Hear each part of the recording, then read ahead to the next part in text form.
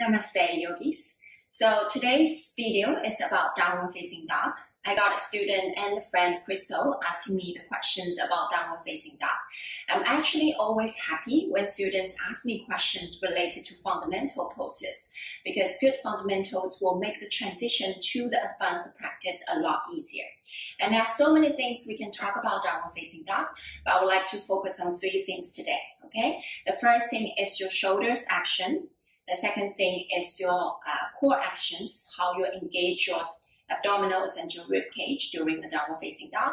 And the third thing is actually to clarify a misunderstanding about your legs and your feet actions in downward facing dog. Let me quickly do a downward facing dog and then I will explain a little bit more. So when you're coming to a downward facing dog, in the perfect, most ideal situation, your hands are same width or slightly wider than your shoulders width. Your feet are same width as your hips or slightly wider than your hips width apart. And from the side view, you want to see a perfect triangle. So from your wrist joints to your shoulders is a straight line. From your shoulders to your hips is a straight line. From your hips to your heels is a straight line, okay? So when you are doing this downward facing dog pose, it does require quite a bit of flexibility for the back of your legs and the back of your calves, back of your ankles. Right? And also from the upper body, the actions that needs is your shoulder flexion. So if you have tight shoulders, it's really hard to get your arms over your head. Or if you have round back, hunchback position, then it's really hard to pushing the chest back. So very often students think they have to put their heels onto the floor, which is completely not right. So let me show you.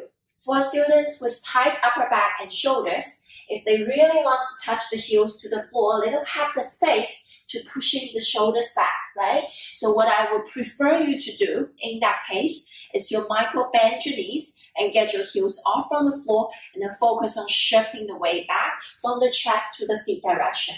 So instead of like this, I would rather you do this. So you can get your ears between your bicep and then slightly bending your knees but pushing your chest more back, opening the line for the armpit. So from the side view, the hips, the shoulders, and wrists are getting closer to a straight line.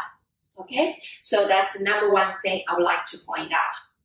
And of course, to improve the flexibility of the hamstring, back of the calves, back of the heels, you can do the poses such as pyramid pose, half split poses to improve the flexibility there. Okay, now the second thing is the shoulders action and how to place your hands. Very often I see students with their fingers very lazy onto the floor. So their hands will be just like that, okay? Or they sometimes put the fingers very close together. I don't know about your personality, but I'm sure everybody's fingers actually have very outgoing personality. They want to spread out, so please do spread out them. And then I want you to see the colors of the nails change a little bit as you're pressing down the pads of the fingers. The index knuckle, which is this area, I'm quite picky about this area, at least in downward facing dog and high plank. I want you to press this area down because it gives you access to the forearms muscles, which can be used to protect your wrist joints. So you actually, instead of just dumping all the way to this bony part of the wrist, I want you to press the index knuckle, press all the pads of the fingers down, activate the forearms muscles, and then you get this pushing power a little bit better. And for your shoulders action, you actually upward rotate your shoulder joints. So from the back side, you probably can see it better. If you drag your shoulder blades together, that will be called retraction, and your shoulders are kind of collapsed. So I want you to think about widening the shoulder blades. Okay, see this action? Widening the shoulder blades and then pushing the hands down. So you can see the shoulder blades is in an upward rotation mode. And the upper back, the area between the shoulder blades is flat or slightly rounded instead of collapsing like this, okay?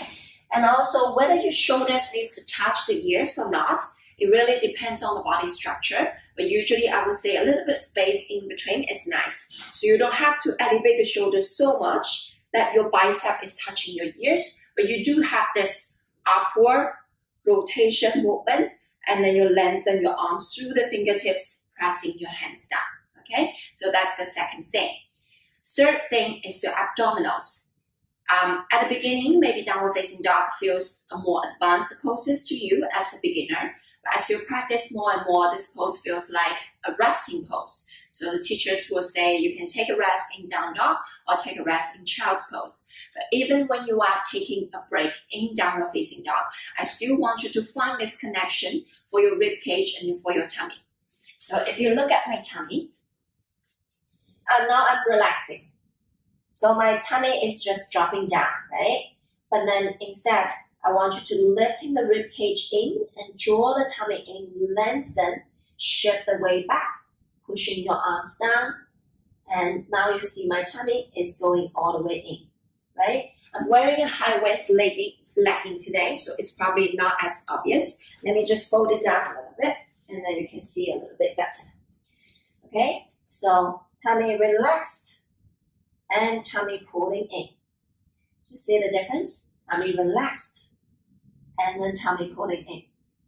Okay, so even in a downward facing dog, if done properly and taking a couple of deep breaths, you can start to feel the heating sensation because you are pushing your arms. You are actually actively stretching your shoulders, your legs, and you are actively stretching your legs as well when you try to press the heels down to the floor, assuming you got good alignment. Okay, so hopefully that's 3 tips I can share with you about downward facing dog, and that clarifies some of the questions you may have. Okay, thank you. Namaste.